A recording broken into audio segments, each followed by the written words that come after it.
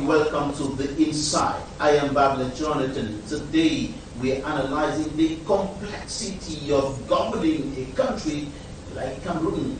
And Cameroon today presents a situation of a country that is plagued by multiple socio-economic, political, and security challenges. And governing Cameroon today presents a complex polycrisis where the state must simultaneously navigate the unusual crisis in the northwest and southwest regions of the country. This is, of course, an internal conflict, the external invasion of Boko Haram militants in the far north region of the country, deep-rooted corruption and economic demands of a highly diverse, multilingual populace. We are analyzing the challenges of governing a country like Cameroon, and of course, how to move the country forward, how to move the country from where it is today to a better situation.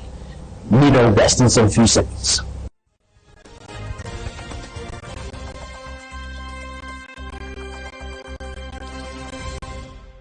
Thank you for staying with us. Our guest today is a former member of government, Professor Elvis NGOLE is a political scientist and lecturer of political science. And he joins us today. Prof, welcome to the program.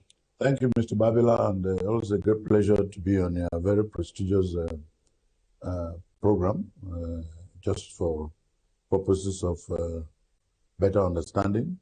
I'm a retired, or what you say, emeritus senior lecturer from the University of Yaoundé too, and International Relations Institute of Cameroon, where I spent a better half of my time, professional career, teaching political science courses. And I enjoyed it, and I continue to enjoy talking about political issues or political science related issues, such as governance. And for me, it's a pleasure once again to be with you. And you also taught in the United States before coming back to your home country. Yes, I taught Introduction to Political Science at the University of Denver in the state of Colorado, my alma mater, by the way, to beginning political science students. And it was my first experience of teaching political science after obtaining my PhD doctoral degree in international relations.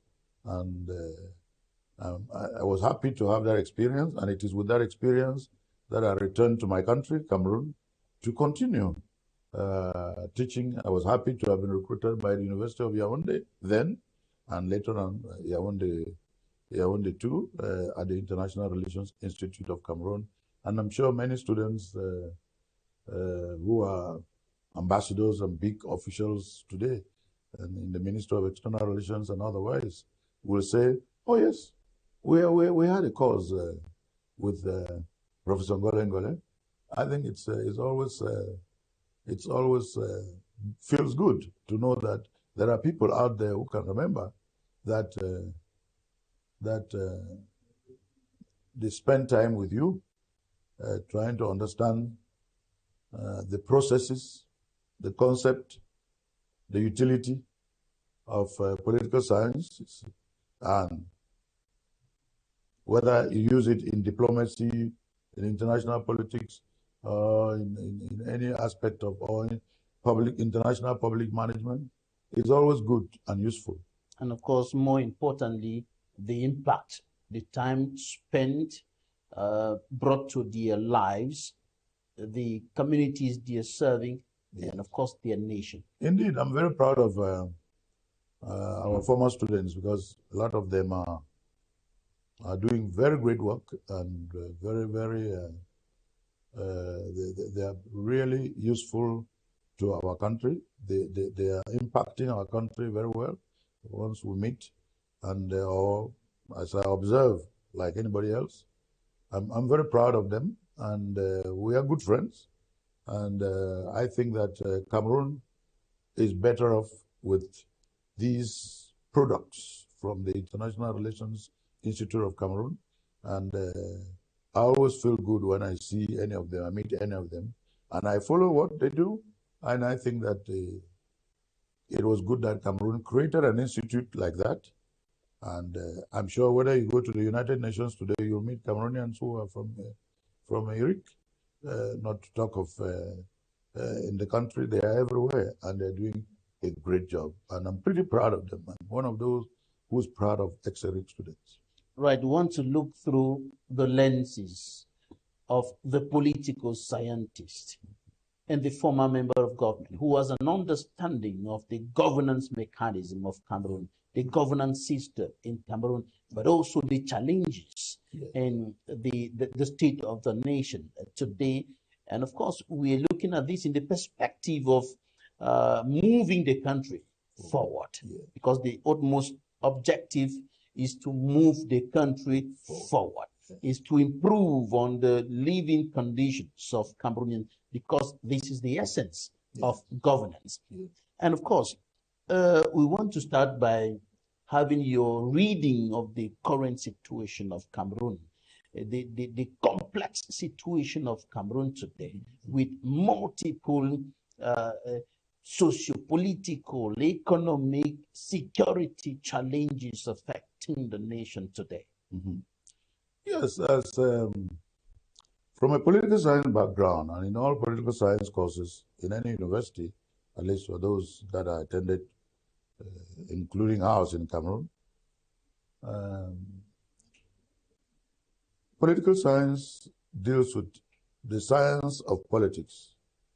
And politics, by definition, is the management of society, the management of, as in those days, say the city. It is the way and the things, the methods by which a society or an entity or a city or whatever is managed. And so governance, as it is studied in political science departments or departments of public administration or departments of public management, is defined as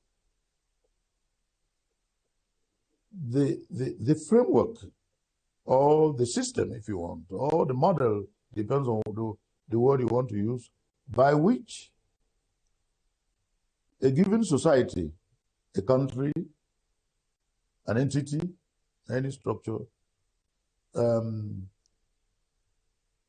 is controlled, is regulated, is managed through the practices, the rules, the laws, the structures, the procedures used by those that are called upon to practice or to carry out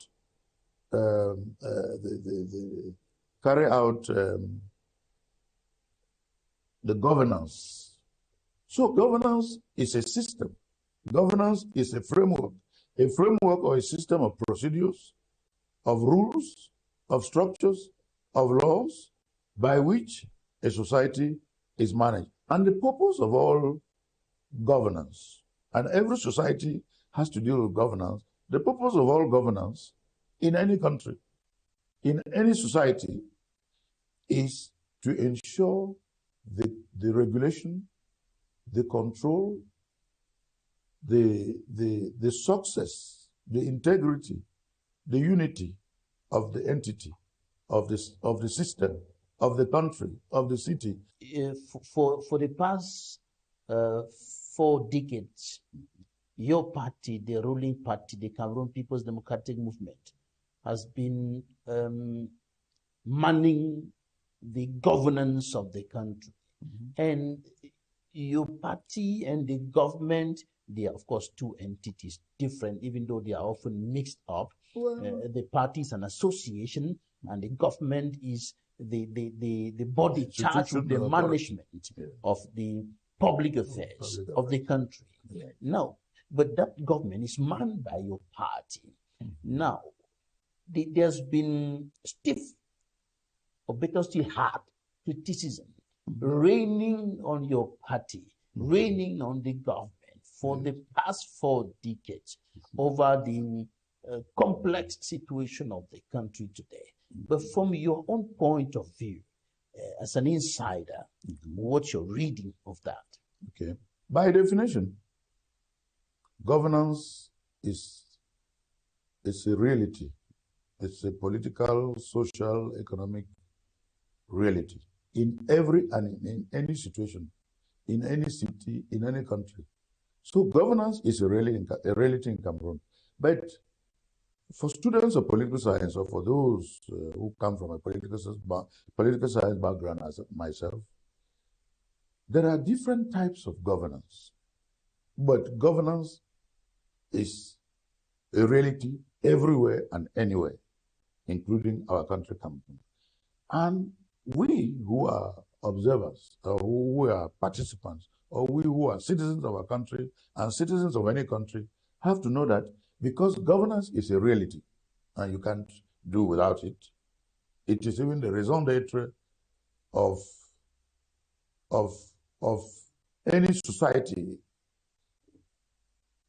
There are different types of governance. For example, there is corporate or private governance. There is public sector governance, of which we are a part. There is e-governance. There is governance for those who are into data systems and so forth. There is good governance, which is what we have adopted in Cameroon. And there is what we call democratic governance, or in other people call it participatory governance. It doesn't matter what type of governance there are, but in the case of Cameroon, because your question alludes to or focuses on Cameroon, Cameroon has typically adopted this type of governance, which is a mixture of democratic governance, good governance, and to some extent, Cameroon is even practicing e-governance because we have adopted high-tech and so forth and so on. So Cameroon is, and even corporate governance exists in Cameroon in the private sector. All the private entities, corporations, entrepreneurs, GCAM and others, they are practicing corporate governance or private governance. But because we, in the domain, given your question, governance is not limited to or specific to political parties. Political parties, be they those that are in power or close to power, such as the CPDM party, of which I am a member, or political parties in the opposition. Political parties are simply one among other elements of a governance system or of a governance framework. But in the case of the CPDM, this approach to governance, where data systems are now considered to be an important element and so forth. So the issues you mentioned, the crisis in human, we are not a perfect society, but we seek to be perfect, and I'm very glad that the 30 million than me, our country is more important than you. All of us have to get to this. This is what is happening in other countries, and this is what we also have to build. Putting the interest of the nation first. Putting the interest of the country first. Putting the general interest first. And that is what I see in all of the discourse, in fact, in the entire political vision of President Biya. It is the political vision that puts the general interest, the common interest, the country interest first before the interest of each and every one of us, no matter whether we are 1 million agrégés, 1 million professors, 1 million journalists, 1 million lawyers, 1 million, that is nothing, or is not as important, is something, but it's not as important than the interest of the country. The nation. The interest of the country is that all of these agrégés, all of these professors, all of these lawyers, all of these engineers, all of these journalists, all of these photographers, all of teachers, all of us must work together. All of us must find common ground for the good of all of us, meaning for the general interest, for the interest of the country. Once you do that, some of the problems you have listed will not be there. Because when you look at the problems you've listed, you see that those who are corrupt, they are corrupt for selfish reasons. They are not looking at the country. Those who are delaying or who are putting projects, delaying on processing projects, they are doing that for selfish or private or particular interest. They are not looking at the interests of the country. Those who are funding the problems of the Northwest and Southwest, they are doing so for their selfish hate speech. It is for selfish interest. Tribalism is for selfish interest. They are not looking at the interests of all of us. They are not looking at the interests of the country, a country of 20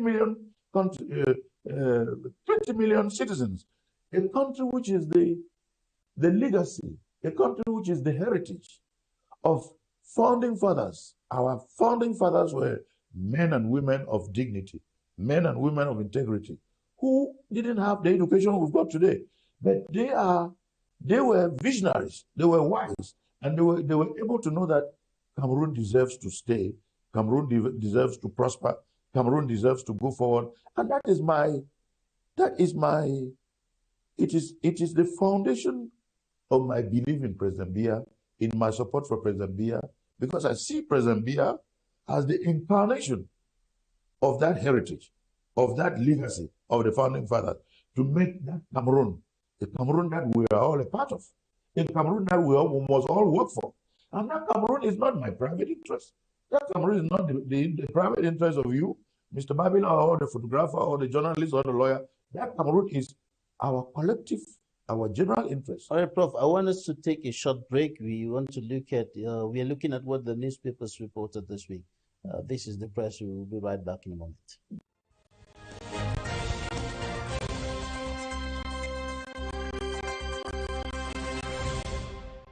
The Post-Weekender reports a clash between the Minister of Territorial Administration at Tanganji Paul and Jehovah Witnesses for boycotting the national anthem and the country's flag. The church's doctrine considers paying allegiance to a country, anthem, or flag as adultery. But the Minister of Territorial Administration says there is no negotiation about singing the national anthem or respecting national symbols, including the flag. It is obligatory. The Guardian Post quotes the Minister of Territorial Administration on the issue, no compromise on singing national anthem. The paper indicates that he has also urged Jehovah Witnesses to respect health policies put in place by the state, including vaccination and blood transfusion.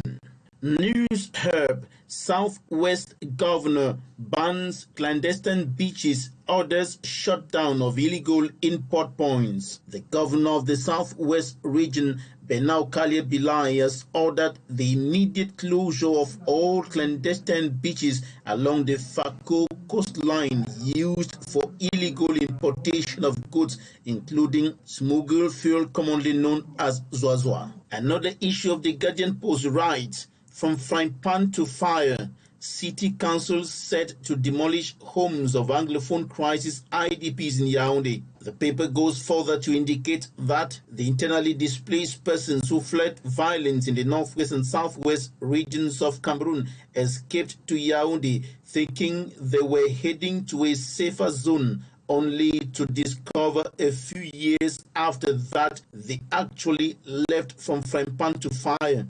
They are now under the threat of forceful eviction by the Yaoundé City Council over the construction of a death treatment factory in Vogbeti. Cameroon Tribune highlights calls for peace from the Francophonie Parliament. The call was made during the 51st session of the Francophonie Parliament in the nation's capital, Yaoundé. Cameroon Echoes report that an illegal crude oil exploitation network has been uncovered in Idabatu in the Indian Division, southwest region of Cameroon, with community leaders reportedly implicated. Municipal updates highlight what it calls a decentralization-based strategic assessment meeting chaired by Prime Minister Chief Dr. Joseph Dangote in Yaoundé. According to the Herald Tribune, Cameroon is betting on irrigated rice to feed the nation, and the target is reducing imports, stepping up local production, and boosting self-sufficiency. Another issue of the Guardian Post,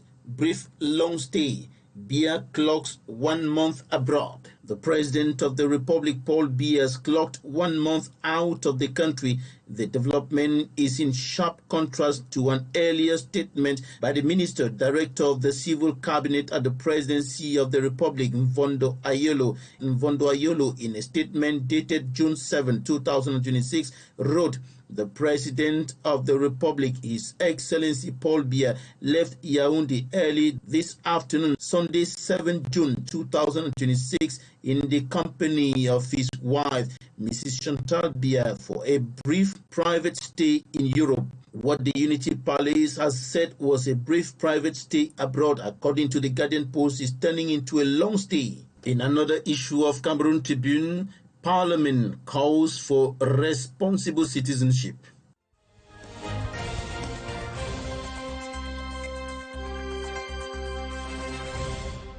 Right, thank you for staying with us. We're still with our guest, Professor Elvis NGOLE, political scientist and former member of government. Prof, earlier I said that for the past 4 decades and more, critics, observers, commentators, analysts, civil society leaders, right defenders have been, and Cameroonians in general, have been raining down criticism on those of you who are either in power or close to power. Those of you are within the ranks of the ruling party, the CPD. And I've often heard some of you say it is easy to criticize, not taking into account the challenges on ground, the challenges of governing a country like Cameroon. What are those challenges? How challenging is it? How challenging is it to govern a country like Cameroon? Yes, governance, as I said earlier, is a political social reality everywhere. So it's not just Cameroonian. And governing, or the work of government is part of governance. And if you want to criticize governance, you have to look at the system, the framework globally. Because governance is bigger, more global, while government is the institutional part of governance of the public sector. And so the government is an element of governance, because governance is a bigger picture. And government as an element, the institutional element of governance of the public sector, by the way. So those who criticize governance have to understand, or government have to understand, that governance is a complex phenomenon, it's a complex concept, and it is big, it is global.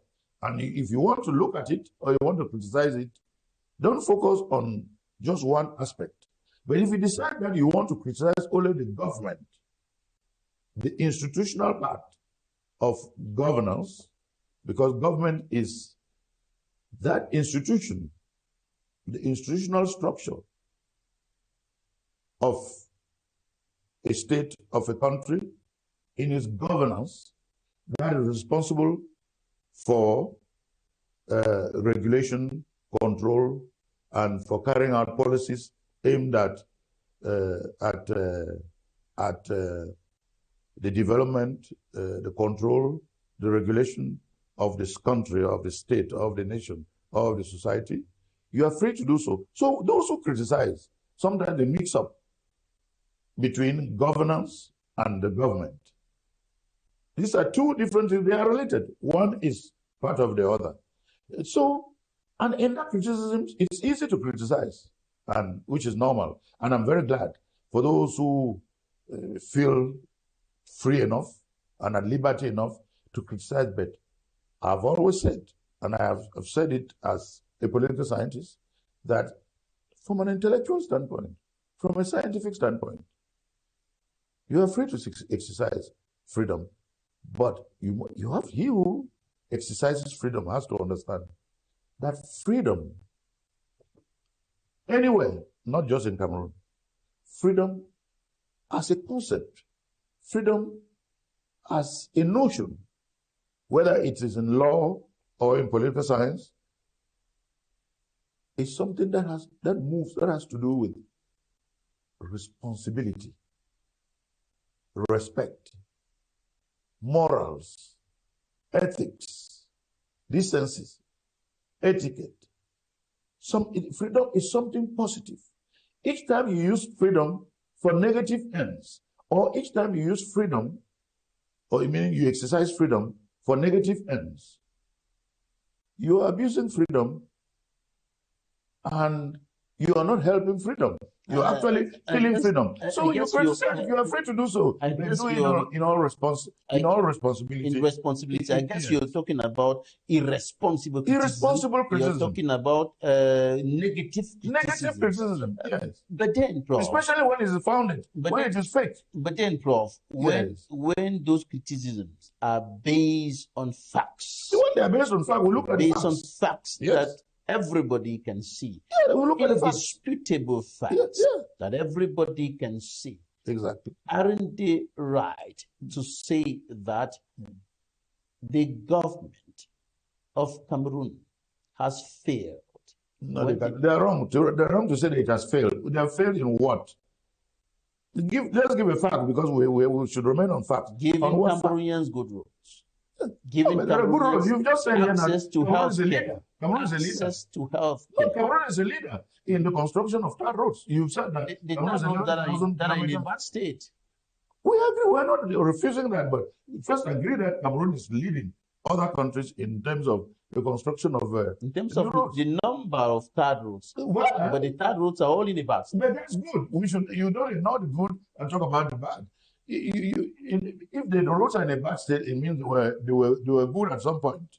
And whatever is good over time can deteriorate. And when it deteriorates, you can criticize. You are free to do so. And when you criticize because you want that they should do it, they should repair it, or they should do a new one, which is fine. That criticism is everywhere in every country, by the way.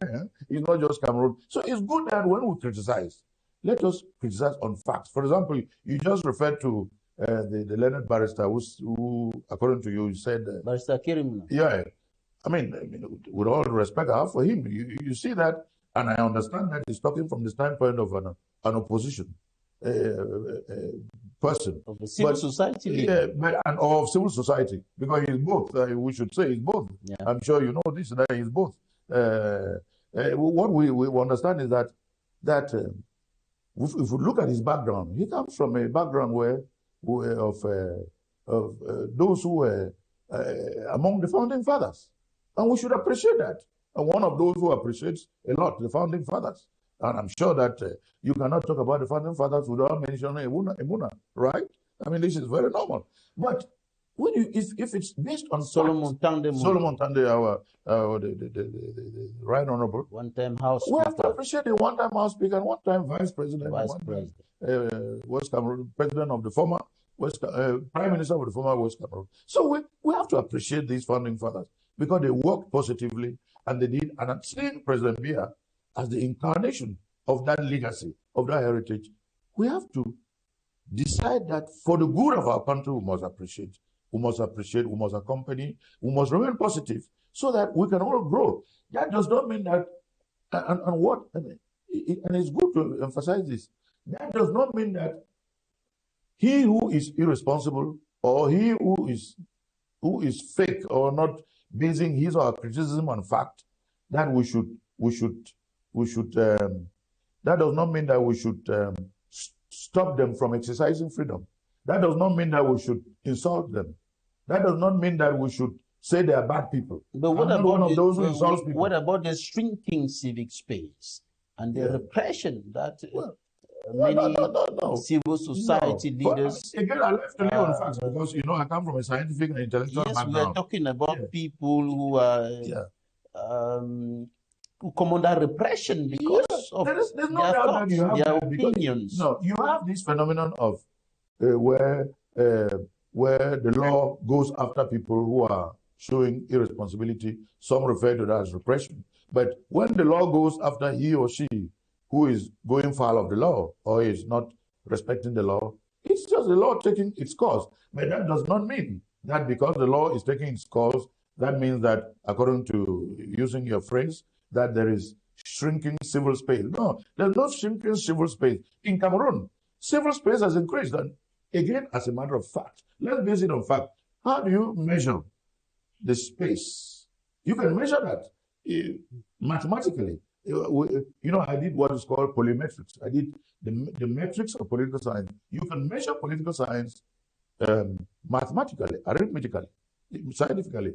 How do I know? When I say there is the shrinking, the civil space is not shrinking. Actually, the civil space in Cameroon has increased.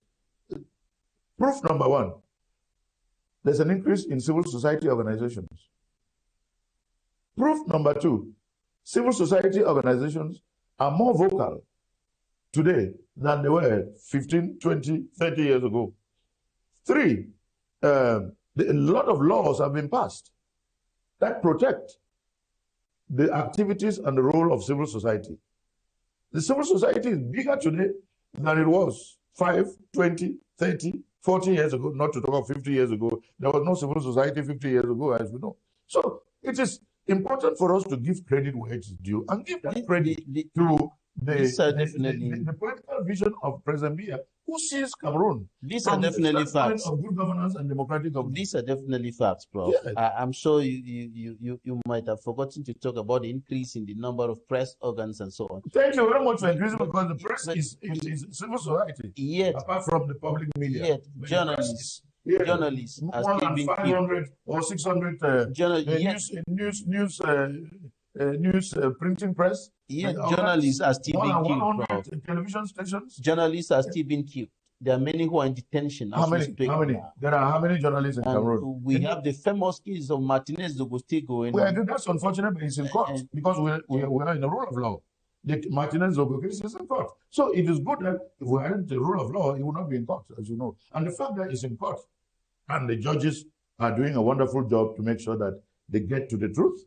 And we should admire and praise the judges and praise our judiciary system and praise the government and praise the political vision of President Biya, because President Biya believes in the rule of law, in his political vision. President Biya believes in good governance and democratic governance. If there were no good governance, if there were no democratic governance, if there were no rule of law, the Martinez case would have disappeared a long time ago. The fact that it is on, we should be proud of our country and the system, and praise the judiciary system for doing a wonderful job. Let's take some interviews now. We'll be right back. And when we come back, I'm going to read out to you some comments from some renowned institutions, and I'm going to have your remarks on those comments. We'll be right back in a moment. Interviews of the week now.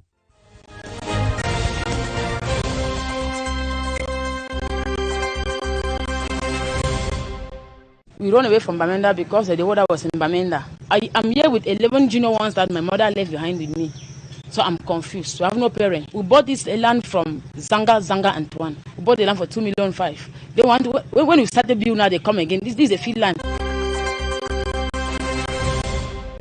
They gave us 6 days that they will come and broke the place.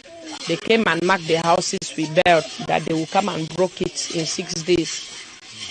Yeah, so they are forcing us to leave the place. The government should show us another place that we can live and relocate with the children.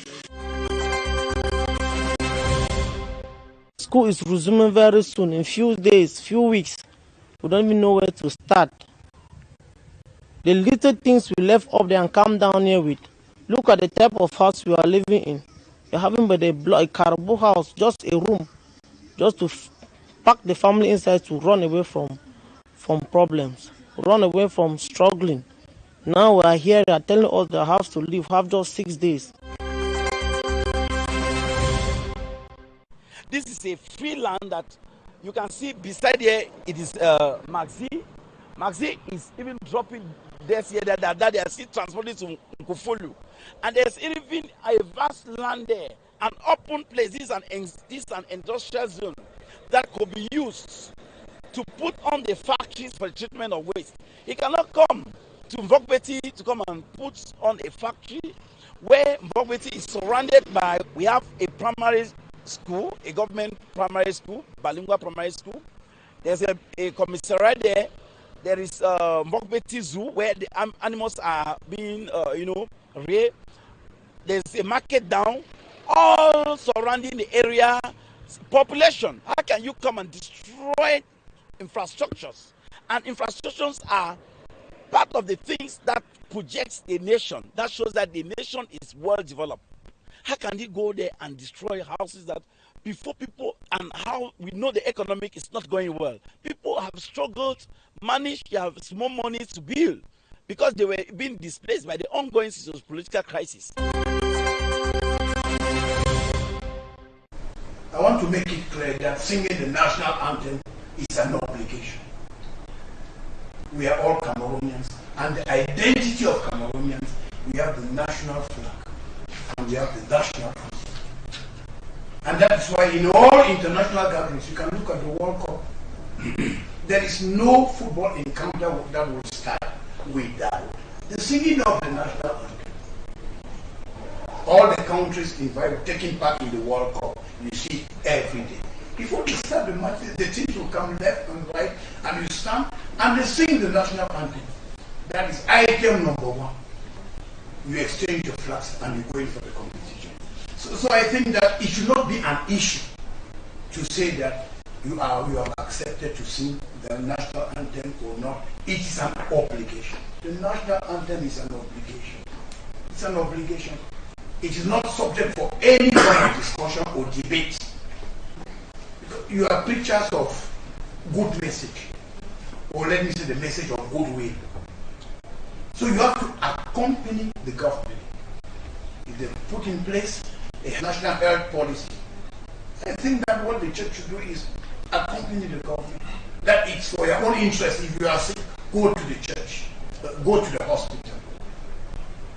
If I'm sick, and you tell people, go and pray and pray and pray and pray, don't meet the doctor, he will heal you, that is a misconduct.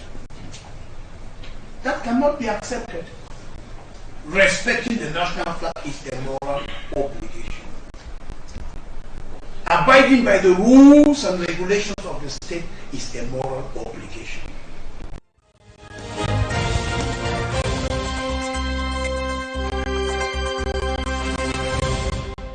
You're welcome back.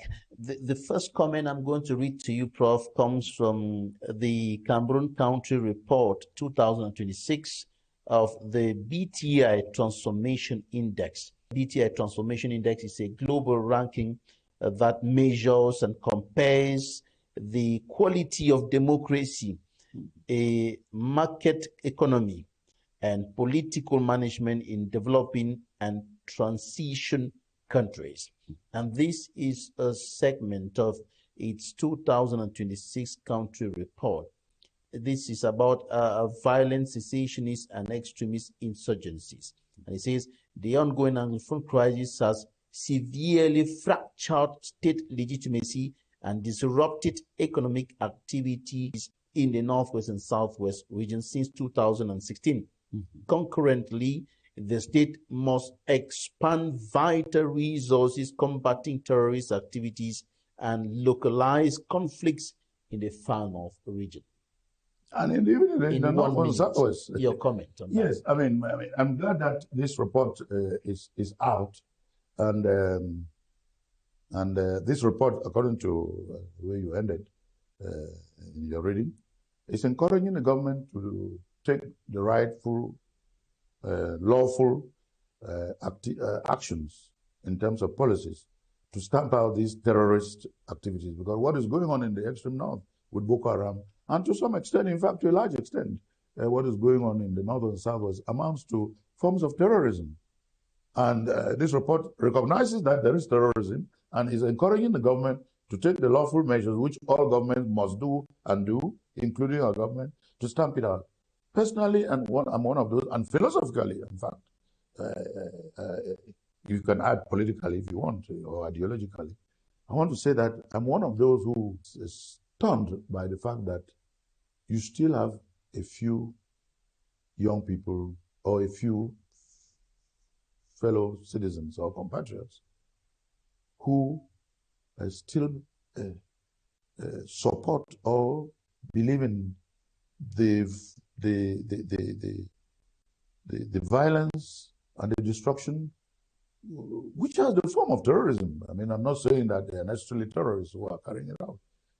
What is going on in Northern Southwest? Because I never know, I've never imagined that anyone in the Northwest or Southwest, knowing that I'm from there, that they would support anything that has to do with violence or anything that has to do with destruction, not to talk of taking the lives of a fellow citizen, a brother and sister. I have traveled from the north, from Cambe, all the way down to Mondemba. I know that the people are good people. I know that the people are decent people. I know that the people are God-loving and God-fearing. But when I see, in the last 10 years, as we've seen, that there are some young people, and I should say, the grand majority of our young people in the Northwest and Southwest are highly dynamic, they are enterprising, they are peace-loving, and they are socially people who want us to live together and be happy. All right, Prof. I give credit to our youths. In fact, when I'm in the Northwest and Southwest, when I meet them, I feel proud of knowing that these are fellow youths of my country who are really positive, who want a better country for ourselves. But when we imagine and think of this small number of young people who have decided, and they're being supported by people who ought to know better, who ought to know that what these young people are doing is a form of deviance.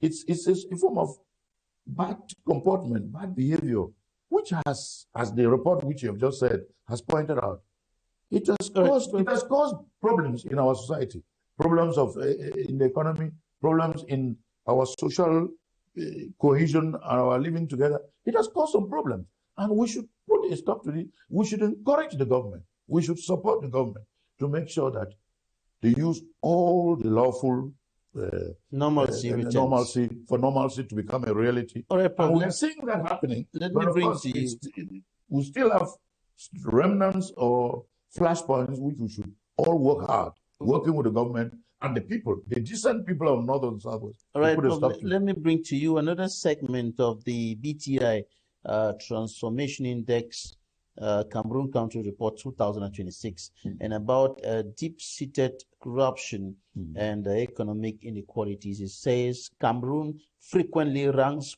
poorly on global indices for public sector corruption, pervasive rent-seeking, and the politicization of resources limit broader human development, confining a large majority of the workforce to the informal sector and stunning genuine economic transformation. Yes, I mean, the report is based on its observation or its studies and so forth and so on. And what I can say about the report is that we don't deny that in our society we have some bad seeds. We don't deny that in our society some people engage in bad behavior. Some are tribalistic, some are egoistic, some are selfish, and some are they put their private interests before the public interest, before the common interest. This is known by everyone, but every society has this. Cameroon is not an exception. Every society has these sorts of phenomena that take place. But for us, since we're in Cameroon, we have a duty. We have a moral duty. We have a social duty. We have an ethical duty. We owe it to our country because we love our country, to put a stop and to make sure that we work with everyone, either through pedagogy or through some sort of political education or some sort of civil education. Let the political parties, let the churches, let civil society, let the media. Of course, the state is doing its part. Everybody must get involved to make sure that we rid our society of these sorts of negative elements, negative forces. All right, we don't need it. We can do better when we work together on a positive, in a positive way, to make sure that we let go of our egos, we let go of our tribal instincts, we let go of our selfishness, so that we work together for the good of the country, for the common good. This one from the Kafu Policy Institute. And about weak decentralization. This is about weak decentralization. It says, although the Cameroon Constitution provides for decentralization to address regional grievances, subnational entities frequently lack effective administrative control and adequate fiscal power. Local council authorities often face severe technical and financial constraints. Yes, I mean, I'm very glad that the Kafu Institute, which is doing a good job, by the way, is pointing out the fact that Cameroon, and we should be proud of ourselves, Cameroon is in the middle and has adopted and has opted, thanks to, again, I say, thanks to the political vision and the public policies of our president. The president has adopted and has decided to embark on a country, given our good governance and our democratic governance, because, as I said, the elements of good governance and democratic governance are public participation, inclusiveness, fairness, equity, responsiveness, responsibility, and so forth and so on. Because we have embarked on this, I'm very glad that decentralization is one of these elements of good governance, of democratic governance, and Cameroon has adopted it since the 1996 Constitution. We are working on this, and President Biya has kept on this. In fact, he is the one we should give him credit. Since after several years, the Cameroon Policy Institute says after 2019, President Biya accelerated through his instructions and through his discourse for decentralization to become more and more effective, and we're seeing that. When we agree, as the Kafu Institute has pointed out, that sure, we should continue to work hard on this and do better, because we know that some councillors, be they regional or local councillors or municipal councillors, complain every once in a while, and which is their right. They have a right. About severe technical and financial constraints. Yeah, they have a right. Because when you embark on something, and if you are serious, and I know that Cameroon is a serious country. Why is the transfer? Why is the transfer of technical and financial constraints delayed? Yeah, because I mean, when a process is a process, and in the process, when you implement policies, it's a process, and in that process, there are different time periods or time points. There are different. But the transfer, human beings, the transfer of technical and financial competencies, resources, seems to be taking too long. Yeah, because technical competencies and technical resources, or even financial resources, why should it no? These elements, resources, technical, human, financial, are not things which just come by like this. They are things which you have to develop. You have to develop them. So people tend to talk about things and they keep forgetting that if you're serious, and I know we are a serious country, we are serious people. Cameroonians are serious. When they are serious, they do good, wonderful things, and I know we are serious. In all seriousness, technical resources, human resources, financial resources, or even technological resources are not something which you just sit and put on the table or it's just there.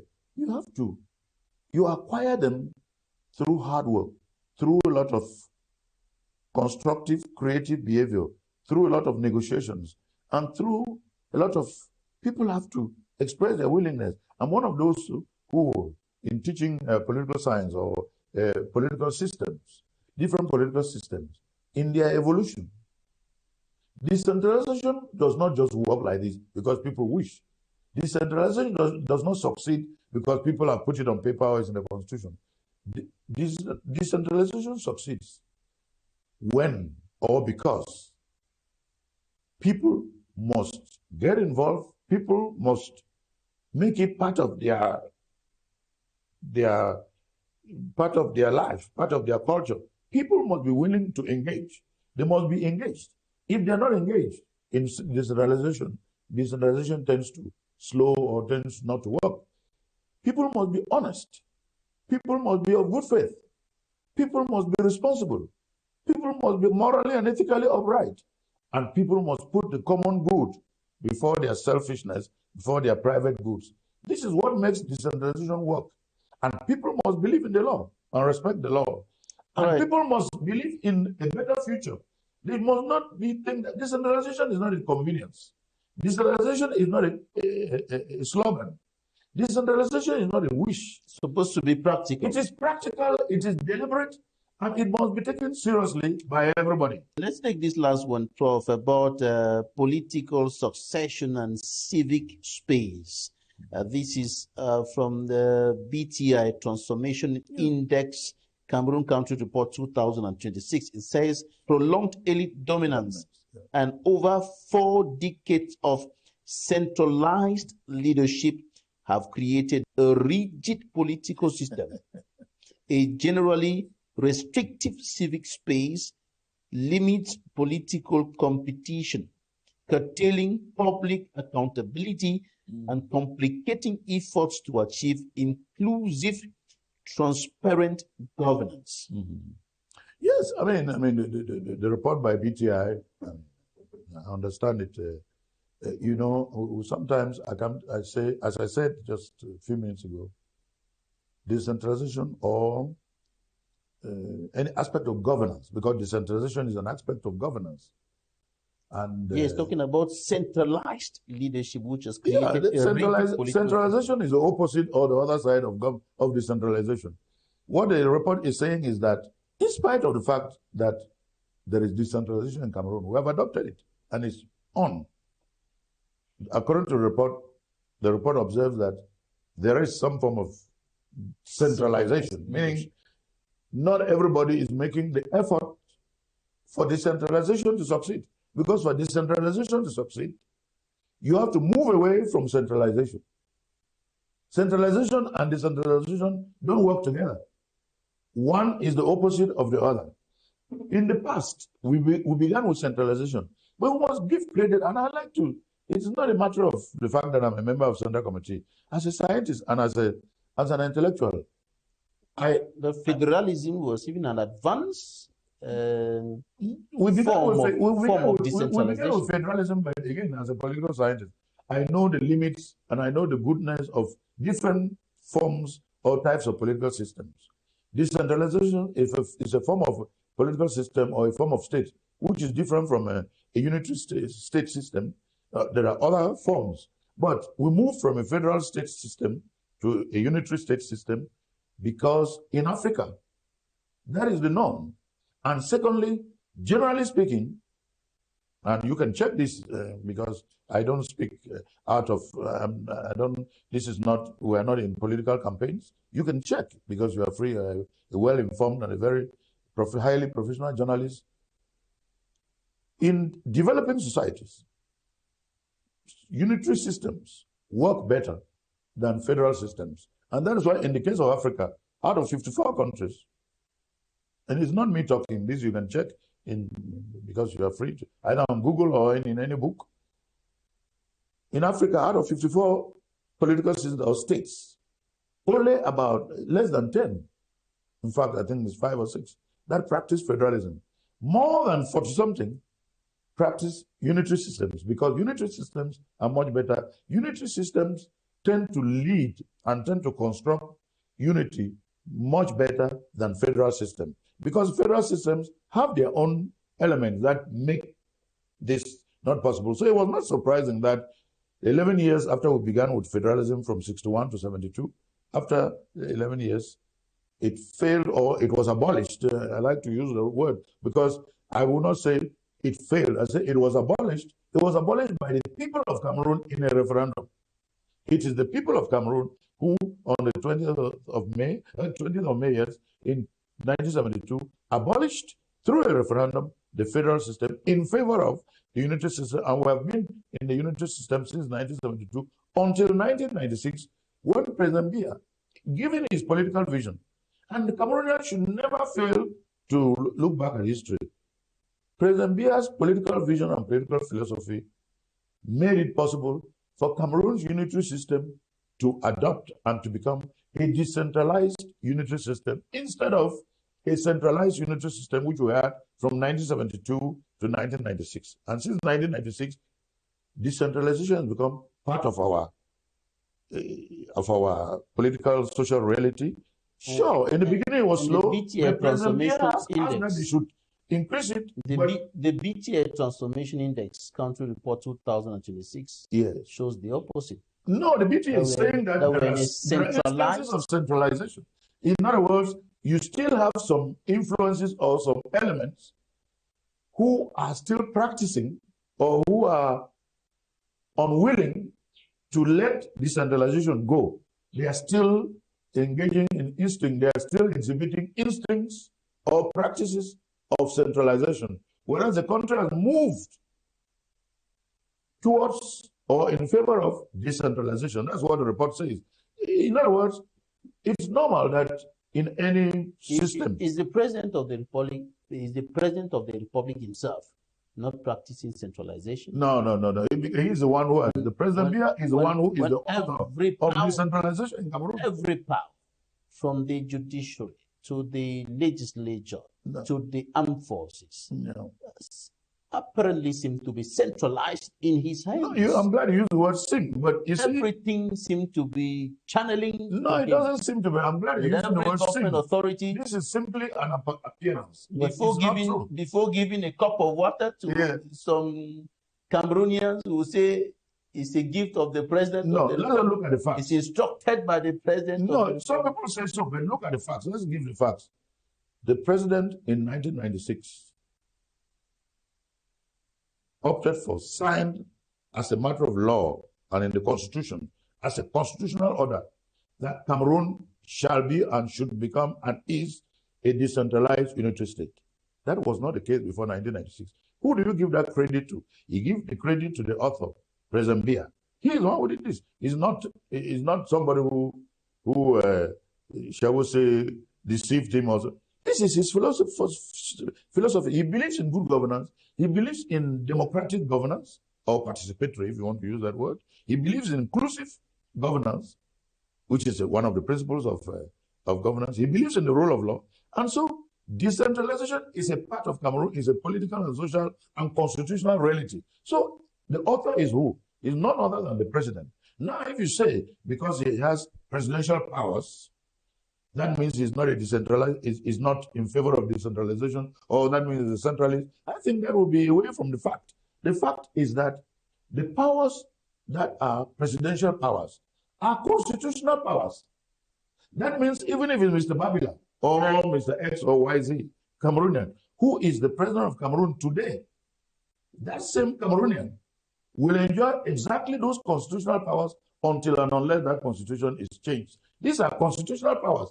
But it is the same constitution that has ordered and that has stipulated that Cameroon is not and will not be a centralized state.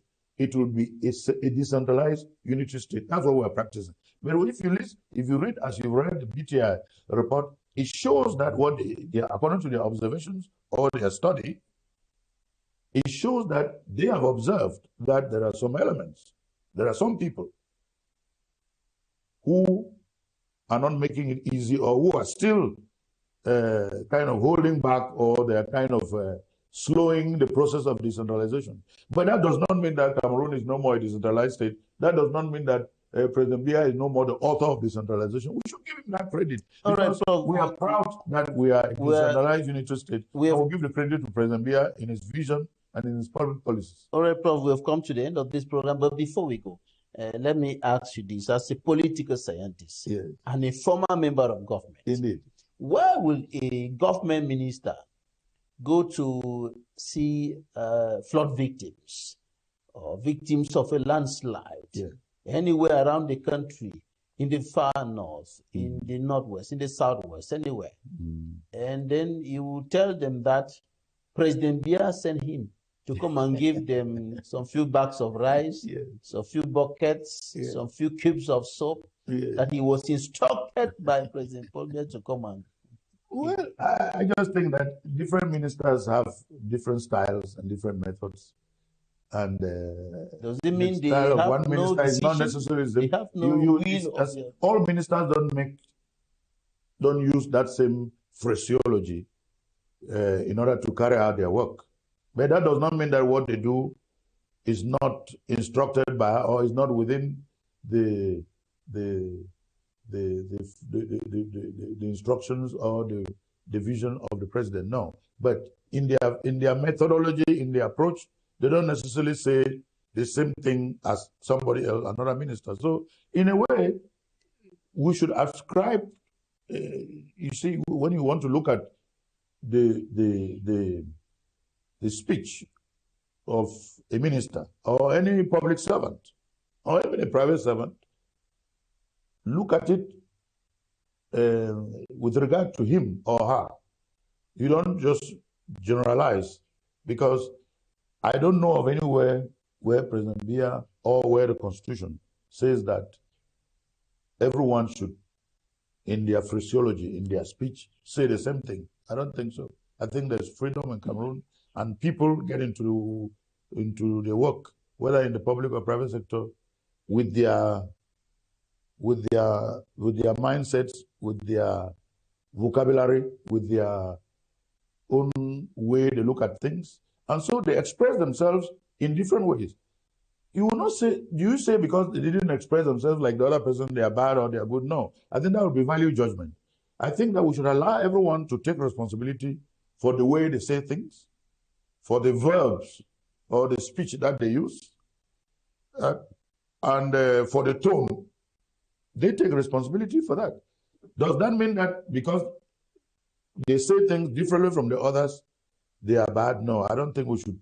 That would be, as I say, it will be value judgment. Just thinking that it's their approach, it is their method, and it is their style. But that style and method and approach may not be the same style and different approach by someone else. But they may both be serving in the same government, but they have different styles, different approaches, which is normal. I mean, we live in a free society. The Constitution does not say that we should all speak the same way. You journalists, I'm sure that you have different styles, different methods, and different approaches. Pastors have different ones. Engineers have, journalists have, I'm sure camera people have. Everybody has different approaches.